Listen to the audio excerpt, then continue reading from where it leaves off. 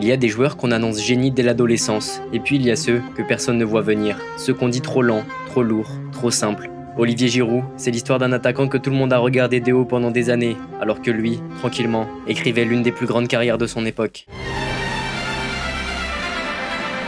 En 2010, Giroud jouait encore en Ligue 2. 2 ans plus tard, il devenait champion de France avec Montpellier, meilleur buteur de Ligue 1 devant tout le monde. Pas de hype, pas de projecteur, juste du travail, du cœur et un sens du but qui ne trompait jamais. À Arsenal, il n'était pas assez fort. Résultat, 105 buts, des chefs-d'œuvre en pagaille et un scorpion kick devenu viral dans le monde entier. À Chelsea, il était remplaçant. Résultat, meilleur buteur de l'Europa League, une victoire en finale, un rôle clé dans la conquête de la Ligue des Champions.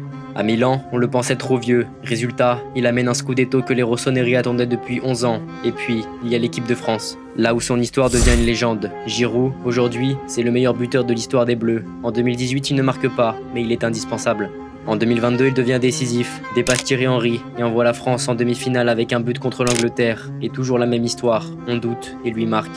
Giroud n'a jamais été le plus rapide, ni le plus élégant, ni le plus médiatisé. Il a été mieux, régulier, indispensable et immortel. Sa carrière, c'est une leçon. Tu n'as pas besoin d'être un prodige pour devenir une légende. Tu n'as pas besoin de plaire pour marquer l'histoire. Olivier Giroud, c'est l'homme que personne n'attendait et qui aujourd'hui est devenu celui dont tout un pays se souviendra. Le neuf que la France a trop longtemps sous-estimé, le neuf que la France n'oubliera jamais.